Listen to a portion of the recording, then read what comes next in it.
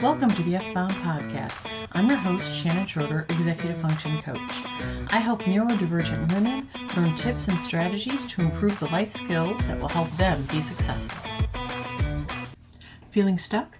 Tips for getting back on track and unstuck. We all have moments in life where we feel stuck and unable to find some forward motion. Figuring out how to get unstuck is hard, especially if you don't know how you ended up in this position in the first place. Maybe you don't know what steps to take, or maybe you're struggling to find the motivation. We're going to figure out how to get you unstuck and moving forward towards your goals again. We'll look at why you're stuck, how to use positive thinking to your advantage, and how to look for inspiration to get back on track. Why are you stuck? Before you can get unstuck, you need to understand what got you here. There are many reasons why people feel stuck in a rut in their lives, jobs, or relationships. Here are some methods to help you figure out why you feel stuck. Journal brain dump. If you don't journal regularly, that's fine. You can still do a brain dump. A brain dump is a tool I suggest to people for many different things because it helps you find clarity and get all your thoughts out so you can deal with them. There's no method or style for this. You literally just write everything that comes to mind. Everything. No filter, no judgment. Talk about how you feel, your worries, fears, thoughts, victories, failures, anxiety, all of it. You need to get it out on paper so you can see it. Often, being able to see your thoughts and feelings written out will lead to that light bulb moment so you know what's keeping you in a rut. Talk to someone.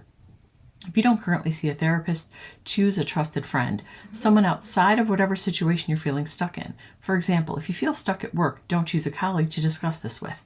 Not yet anyway.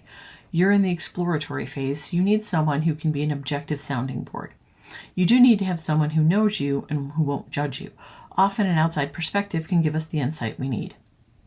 Review accomplishments. Sometimes we get so bogged down over what we haven't accomplished or goals we haven't reached that we feel trapped, like we're spinning our wheels and not getting anything done. Take a step back and actually review what you have accomplished. Recognizing things you have achieved might be able to help you adjust your mindset. Common reasons for feeling stuck. If you've gone through these steps and are still at a loss for why you feel stuck, consider some of these common reasons. Being overwhelmed with too many responsibilities, not doing anything you enjoy, lack of good self-care routine, being overworked and struggling with burnout, too much emotional stress, maybe you're just in need of a break or you need to change something in your life.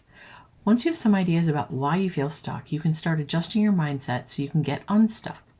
When you're feeling stuck, it's hard to find happiness. Choosing positivity can help you get back on track because the first step to getting unstuck is to change your mindset.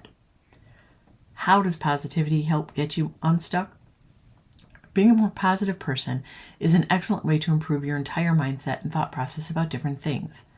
It might seem silly or obvious, but when you think positively about different situations and where you are in your life right now, suddenly nothing seems quite as bad as you thought it was.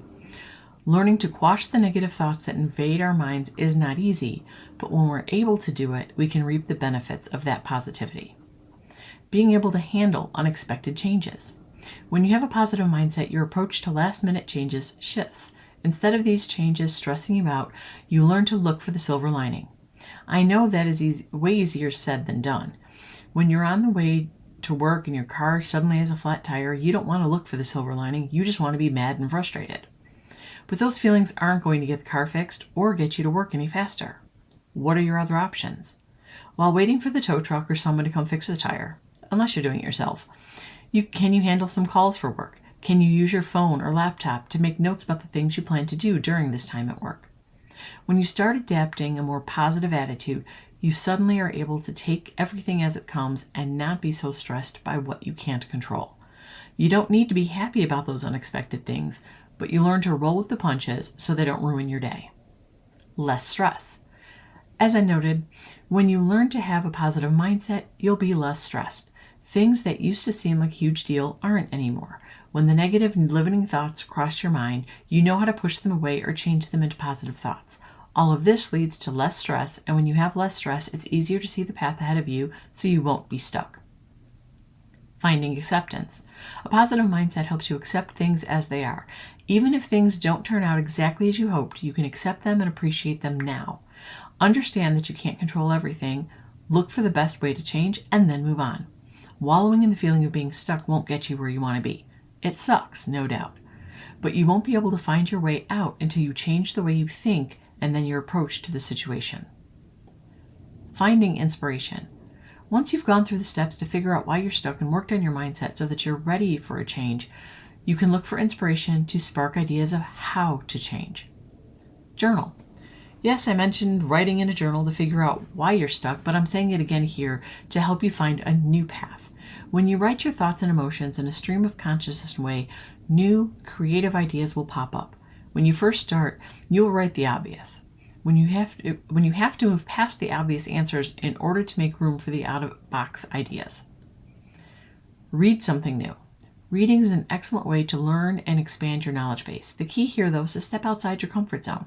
If you typically read romance, try nonfiction. If you read history, try science. Trying something new can lead to some new inspiration. Change your environment. This is another example of stepping outside your comfort zone. I get it. Times are tough, so a vacation might not be possible. But maybe you can just go for a walk in a new neighborhood. If you work from home, try working at a cafe. Mixing things up can spark new ideas. Practice self-care. Many times feeling stuck is a sign that we're headed for burnout. Burnout can happen when you neglect self-care. We often see self-care as an indulgence instead of a necessity. You need to let go of those ideas and realize that self-care is important. Taking time to take care of yourself will allow you to relax, which will lead to more clarity. Feeling stuck and unmotivated is a common experience that can happen to anyone. However, by following some of the tips and techniques, you can begin to break free from this cycle and start making progress toward your goals. Remember to be kind to yourself and give yourself the time and space you need to recharge your batteries. Whether it's taking a break, seeking support from others, or simply finding a new source of inspiration, there are many ways to get unstuck and move forward. So don't give up. You've got this. I hope you enjoyed this episode of the F-Bomb Podcast. Thank you for listening. Remember to subscribe below and check out my show notes to learn more about my Facebook group, courses, and membership.